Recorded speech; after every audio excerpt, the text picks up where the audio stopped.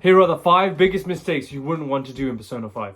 So the first one, obviously, don't rush through the dialogue. I guess if you're going to be those like speedrunners that are just going to go blitz through it and you've played it 20 times, obviously you must have. Come on, it's Persona 5. Then, okay, I get it. You can blitz through it however you want. But for first time players, I suggest you take your time, because there are some things that certain characters will tell you that are necessary to progress to the story, and you might miss out on a few key things that you might be in the dark on later on because you skip through the entire dialogue. For me, I hate it when people just skip through the dialogue, bro. You're supposed to immerse in it. It's a JRPG that's over 100 hours long. You should just experience it, just enjoy it. You know, you never know. You might actually enjoy the story. Number 2, it's not fusing your personas. Bro, it's in the title of the game. It's called Persona, right? Why wouldn't you, like, you're not one of those sweats who uses, Arsene level 1 clearing the entire game. No, okay? Just don't do that, just stop. You're here to actually win the game, enjoy the game, complete the game, right? And the best way to do that is to give yourself the best chance possible. And how are you going to do that? You're going to do that by leveling up your personas, obviously.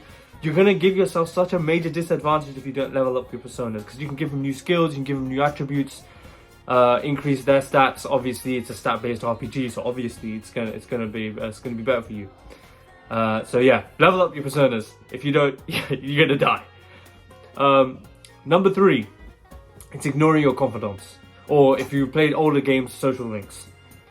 I can't stress enough how important it is to level up confidants. I mean, I get it. If you're not interested in the story, again, you can just go beep, beep, beep, beep, beep, just completely blitz through the meaningless stuff, because it's just basically the same stuff over and over again.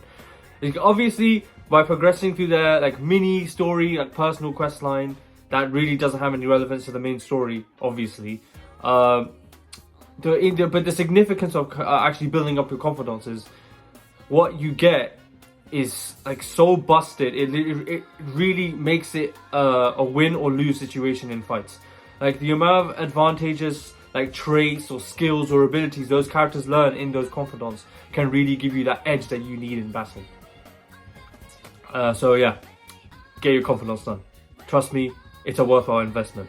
It's only going to take like you 5 minutes, unless we're talking about which moves on to our next point. Focusing on one stat. So obviously, what we're talking about here is your own personal abilities, or stats as we call them. So you got examples like proficiency, courage, guts, proficiency, guts, kindness, etc., etc. What I want you to do is don't focus on just one of them, because chances are there are like 20 plus confidants in the game.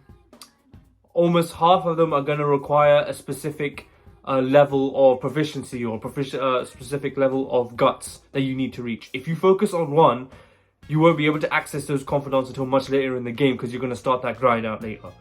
You want a balanced approach, so then you can access as many confidants as you can, so you can get all those abilities, etc., etc., right? And then number 5 is when you have treasures, I get it, right? You get treasure from a palace and you're like, okay, you know what, I can use that for monetary financial gain, get as much money as possible so I can splurge out. No, that's the worst thing you can do.